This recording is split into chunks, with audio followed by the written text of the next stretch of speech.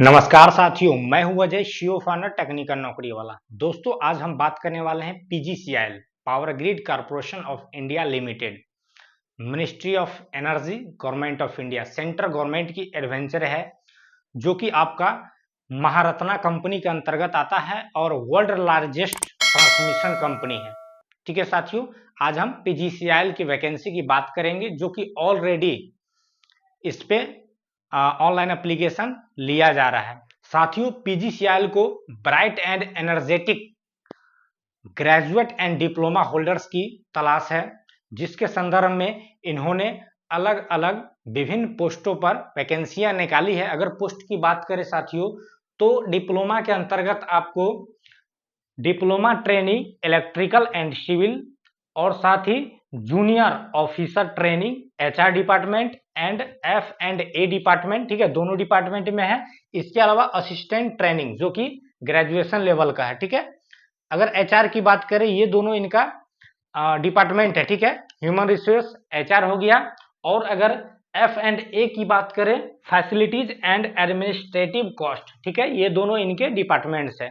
तो इसके अंतर्गत जो भर्ती आया है, इस भर्ती का आज हम फुल प्रोसेस देखने वाले हैं।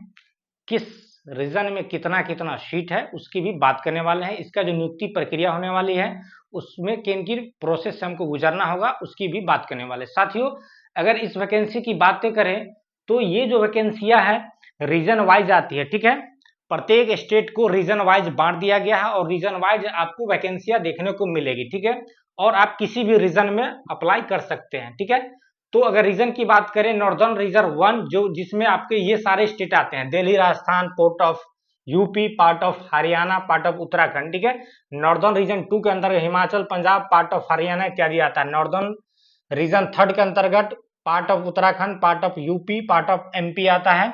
ईस्टर्न रीजन 1 के अंतर्गत बिहार, झारखंड। ईस्टर्न रीजन 2 के अंतर्गत वेस्ट बंगाल, सिक्किम। तो इस तरह से आपको सबसे पहले चूज करना होगा आप किस रीजन से अप्लाई करना चाहते हैं।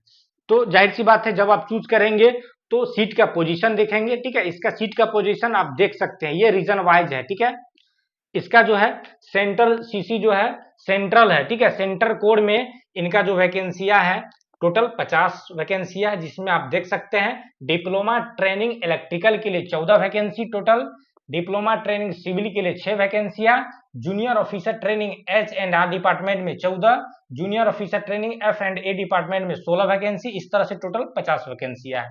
इसी तरह से ईस्टर्न रीजन 1 की बात करें साथियों, तो आप देख पाएंगे, ठीक है, डीटी पोस्ट पे 26, डीटीसी पे 2 और जेओटी के लिए आपको 5 सीट है। इसी तरह से रीजन वाइज आप सारा डिटेल इस पीडीएफ में देख पाएंगे।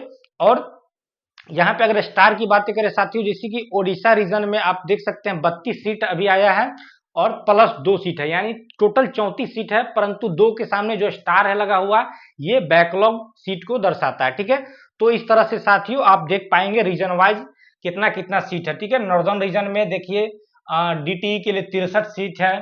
ठीक है, डीटीसी के लिए 8 है, जेओटी जूनियर ऑफिसर ट्रेनिंग के लिए 13 वैकेंसियां, इस तरह से टोटल 84 नॉर्दर्न रीजन 1 में। ठीक है, यहाँ पे एनईआर रीजन में 47, ओडिशा वाले में 32 2 34 और ईस्टर्न रीजन 2 में 29, सेंट्रल कोर में 50। इस तरह से आप देख सकते हैं कि अधिकतम सीट आपको नॉर्दर्न रीजन 1 में आया हुआ है। ठीक है, फिर आप देखेंगे नॉर्दर्न रीजन 2 की, तो यहाँ पे 72 सीटें हैं। नॉर्दर्न रीजन 3 में 77 सीटें हैं।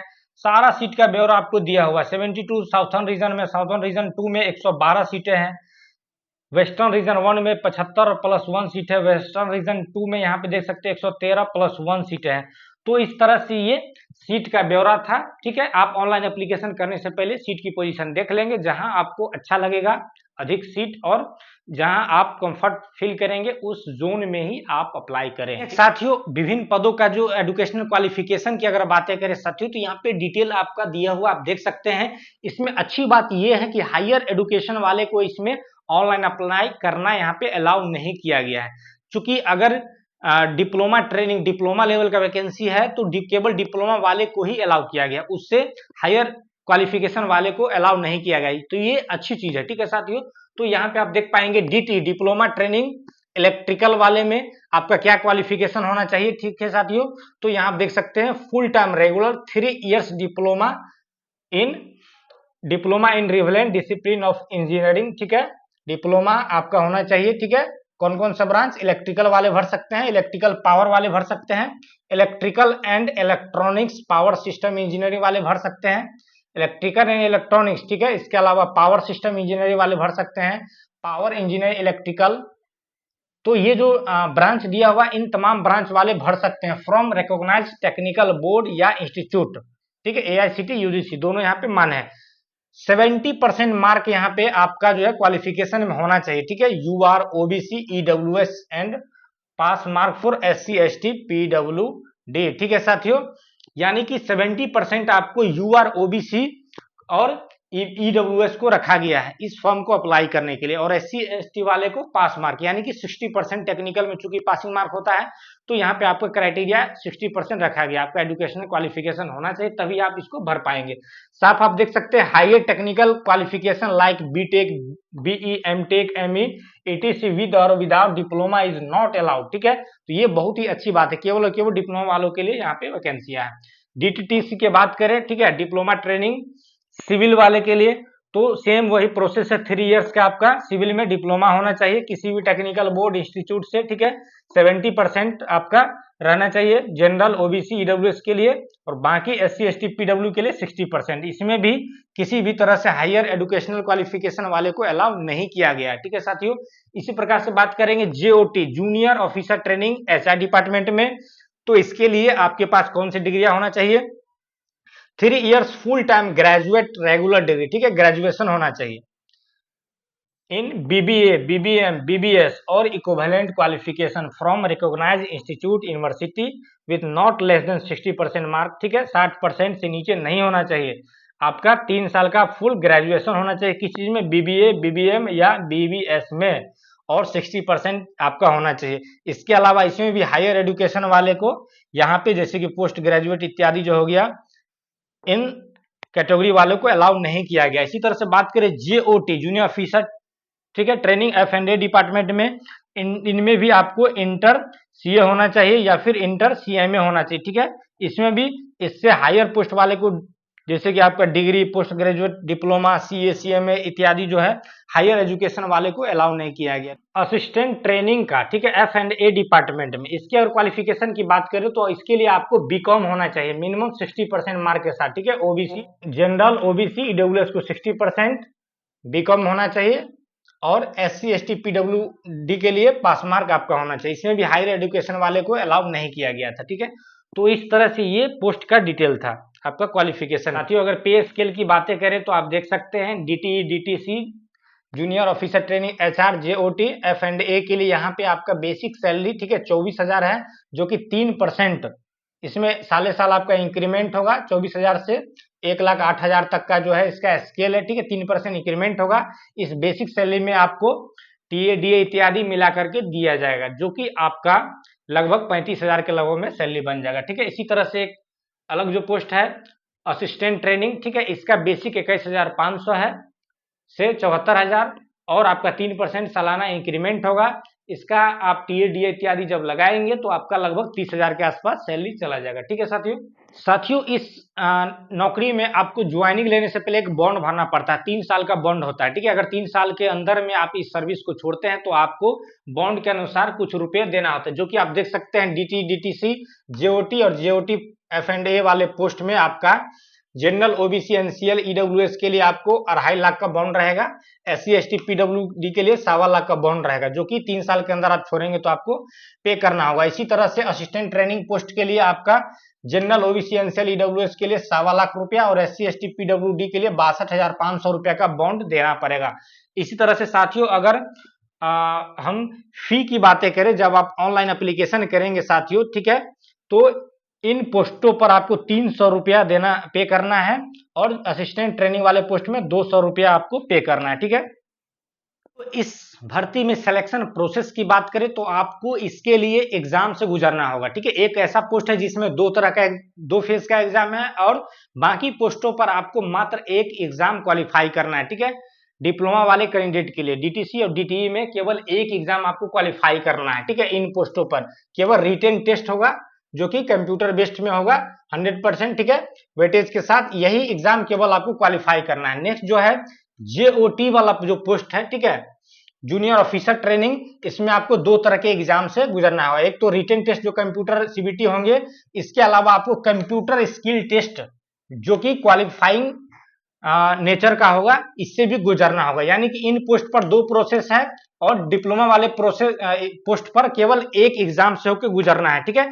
इन एग्जाम की अगर बातें करें साथियों, जैसा कि हमने बताया डिप्लोमा वाले का केवल एक फेज से गुजरना है, तो उनका जो एग्जाम होगा, ठीक है, 2 घंटे का एग्जाम होगा। ऑब्जेक्टिव टाइप क्वेश्चन रहेगा, ठीक है, प्रत्येक क्वेश्चन में 4 ऑप्शन रहेंगे, जो कि एग्जाम आपका 2 पार्ट में होगा। पहला पार्ट में आपका 120 क्वेश्चन होगा। 120 क्वेश्चन आपका जो ब्रांच है उससे होगा। टी के टी मतलब टेक्निकल नॉलेज, ठीक है, और प्रैक्टिकल नॉलेज। 120 क्वेश्चन आपका टेक्निकल रहेगा और 50 क्वेश्चन आपका एप्टीट्यूड टेस्ट रहेगा, जिसके अंतर्गत आपका इंग्लिश वोकैबुलरी, ठीक है, verbal comprehension, quantitative aptitude, reasoning ability, data sufficiency and interpretation, numerical ability and general awareness रहेंगे। इस तरह से आपको टोटल 170 क्वेश्चन पर परीक्षा होगा दोनों स्टेज में, ठीक है साथियों। आपको सभी क्वेश्चन 1 मार्क्स देंगे। अगर आप गलती करते हैं तो आपका 1/4 नेगेटिव काट लिया जाएगा। इस तरह से आपका मेरिट तैयार होगा साथियों, ठीक है साथियों। इस रिटन जो एग्जाम है उसको क्वालिफाई करने के लिए मिनिमम क्राइटेरिया रखा गया है, ठीक है। डीटीटीसी, जेओटी और डीटीई वाले पोस्ट में मिनिमम आपको यूआर कैटेगरी या ईडब्ल्यूएस है तो प्रत्येक पेपर में, यानी कि फर्स्ट पेपर जो कि 120 क्वेश्चन का, दूसरा 50 क्वेश्चन का था, दोनों पार्ट 1 एंड पार्ट वी में सेपरेटली आपको 30% लेके आना है, ठीक है, तब आप क्वालिफाई कहलाएंगे। और दोनों पार्ट मिला के एग्रीगेट आपको 40% नंबर आना चाहिए, तब आप क्वालिफाई कहलाएंगे, ठीक है। बाकी जो रिजर्व कैटेगरी है, ठीक है, SC ST OBC EBC, उन्हें पार्ट 1 पार्ट 2 में सेपरेटली 25% अंक लाना है और दोनों को एग्रीगेट मिला के 30% लाना है, तब जाके आप इस एग्जाम में क्वालिफाई समझेंगे, ठीक है, तब जाके आपका मेरिट बनेगा। बाकी जो पोस्ट असिस्टेंट ट्रेनिंग का, उसकी अगर बात करें तो यूआर और ईडब्ल्यू उसको 40% लेके आना है साथियों मिनिमम, और रिजर्व कैटेगरी जो है उनको 30% मिनिमम एग्रीगेट मार्क्स लेके आना है, तभी आपका मेरिट बनेगा, ठीक है साथियों। नेक्स्ट जो है आपका मेरिट बनने की अगर बातें करें तो आप देख सकते हैं डिप्लोमा लेवल का जो पोस्ट है उसमें फाइनल मेरिट जो बनेगा आपका, final merit for selection will be decide based on the marks secure by the candidate in written test, ठीक है, सीबीटी। आपका जो रिटन टेस्ट होगा, ठीक है, इसी से आपका आगे का मेरिट बन जाएगा डिप्लोमा लेवल का।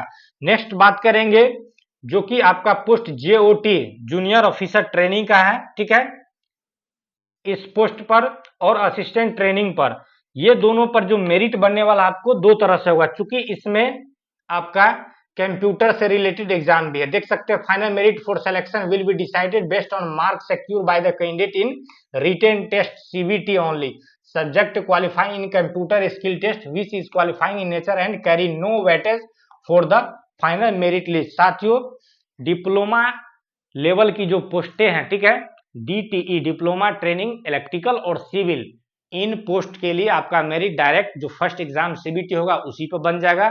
बाकी जो पोस्ट है जेओटी और असिस्टेंट ट्रेनिंग का, इन पोस्टों पर आपका जो मेरिट बनेगा, ठीक है, फर्स्ट एग्जाम से ही बनेगा सीबीटी से, लेकिन आपको जो कंप्यूटर इसका स्किल टेस्ट है उसमें क्वालिफाई करना होगा, तभी आपका मेरिट बनेगा। प्लस जो फर्स्ट ग्रुप का क्वालिफिकेशन क्राइटेरिया दिया हुआ 30% 40%, उसके अनुसार से आपको वहां भी क्रैक करना है, लाना है, तभी आपका आगे मेरिट प्रोसेस में भाग लिया जाएगा, ठीक है साथियों। तो इस तरह से साथियों इस पीजीसीएल भर्ती का सिलेक्शन प्रोसेस हमने बताया।